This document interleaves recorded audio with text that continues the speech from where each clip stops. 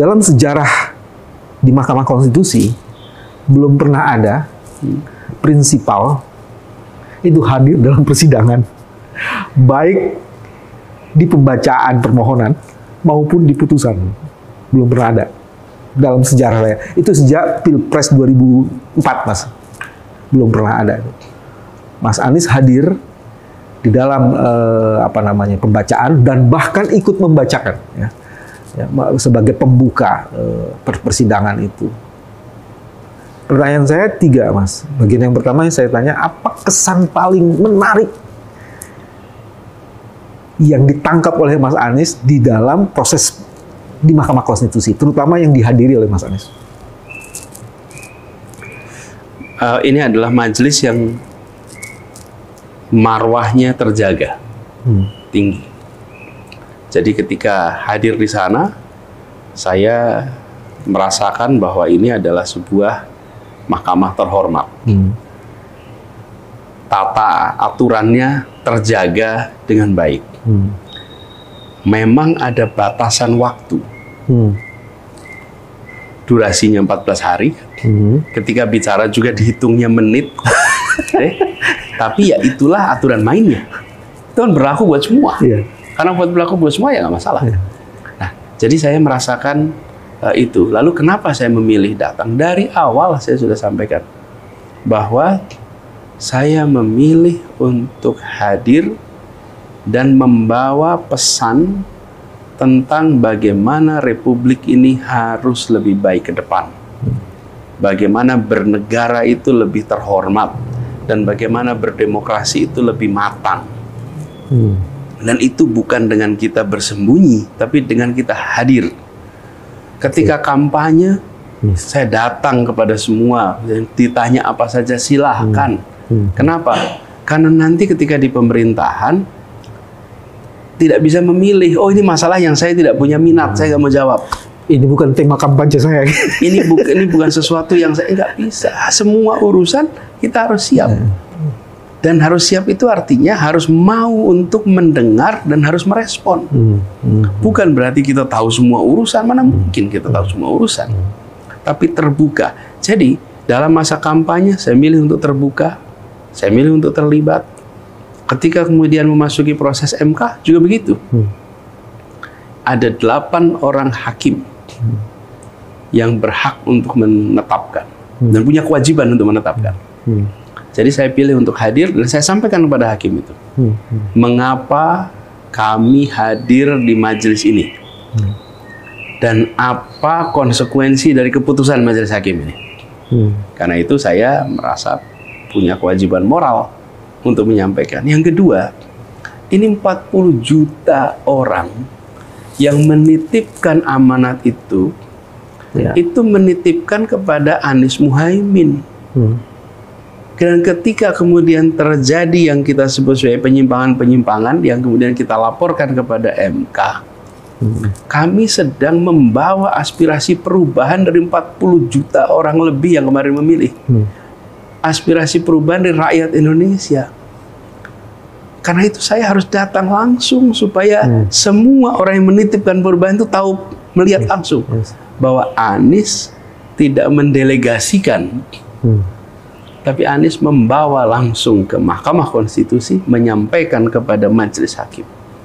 Dan ini tanggung jawab moral saya kepada orang-orang ikhlas, orang-orang tulus yang bekerja tanpa terlihat di seluruh wilayah Indonesia. Ketika saya hadir, saya bisa menengok ke mereka dan mengatakan, amanat yang dititipkan saya emban dan saya perjuangkan sekeras-kerasnya.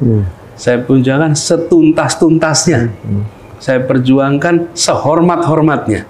Dan saya perjuangkan semulia-mulianya. Itu saya bisa mengatakan itu. Tapi Mas Anies ngerti nggak? Kami tim lawyer itu agak ini, Mas, tergagap tuh ya. Kan kami siapkan 10 yang mau membaca tuh. Iya, betul. Terus tiba-tiba hakim mengatakan hanya 2 yang membacakan. Mas, saya pada saat itu semua mata teman-teman ke saya, Mas. Kan saya tuh bagian nomor 7 kalau nggak salah membaca. Jadi saya konsentrasi di bagian saya. Begitu Mas Ari itu, Mas Ari membacakan bagian pertamanya. Ya. Terus kita gugup tuh Mas Anies. Mas Anies nggak ngelihat ketegangan. Ya. Ketika hakim bilang begitu, ketua tim nih Mas Ari samping saya kan kita ngobrol gimana ini. Ya udah kalau gitu Ari dengan PW nggak ada pilihan lain. Semua mata seperti itu. Jadi saya bilang, waduh ini kacau nih. Berarti apalagi kan bulan puasa tuh Mas. Ya, walaupun puasa. Akhirnya hakim ini. Nah ada lagi Mas yang kedua nih Mas, yang menurut saya mungkin Mas Anies bisa menginikannya, mengemukakan dalam bahasa Mas. Saya merasa kita tidak sedang memperjuangkan hukum saja di Mahkamah Konstitusi. Kami dari tim itu mengubah Mahkamah Konstitusi menjadi constitutional stage, Mas. Dengan membawa segala informasi berupa apa ya, bukti-bukti terjadinya pelanggaran dan betul kan terhadap azas dan prinsip penyelenggaraan pemilu itu. Mas, kalau Mas Bebe ingat, saya tarik garis ke belakang sedikit. Ya, oke. Ketika dibentuk tim hukum, ketuanya Mas Ari, kemudian banyak teman-teman muda-muda di situ. Teman-teman muda itu namanya juga muda, tentu belum dikenal, tapi kerjanya luar biasa. Dan mereka bekerja dalam senyap, kan nggak kelihatan di luar. Lain kalau jurkam itu pekerjaannya kelihatan. Ya, memang harus bicara di mana-mana. Ini nggak kelihatan.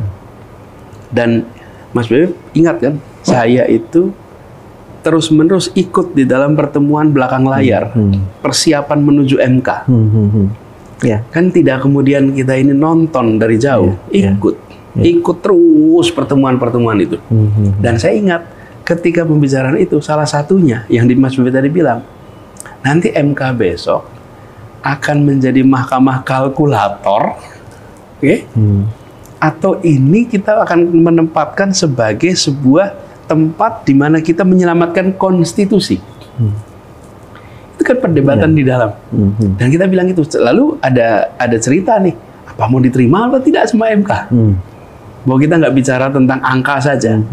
Karena kita kan mau menunjukkan bahwa terjadi problematika itu sebelum di TPS.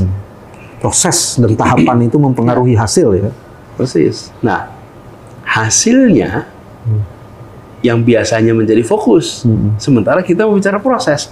Nah, saya salut dengan teman-teman semua ini, tim hukum, karena kemudian berhasil menerjemahkan itu menjadi dalil-dalil, menjadi bukti, saksi ahli dan saksi lapangan yang bisa membawa proses ini atau argumen ini untuk fokus kepada proses dan diterima oleh MK.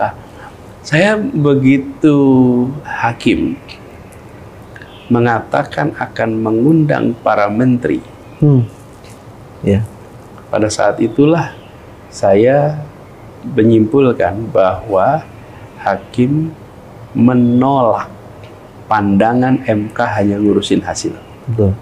Karena tidak ada satupun dari menteri-menteri itu yang ada urusannya dengan sengketa hasil. Betul. Semua menteri-menteri itu dipanggil karena urusan proses, bukan urusan hasil. Kalau urusan hasil pasti tidak panggil menteri. Nah, dengan begitu MK sudah mengeliminasi yang selama ini dianggap sebagai skopnya MK hanya menangani hasil yang orang bilang mahkamah kalkulator.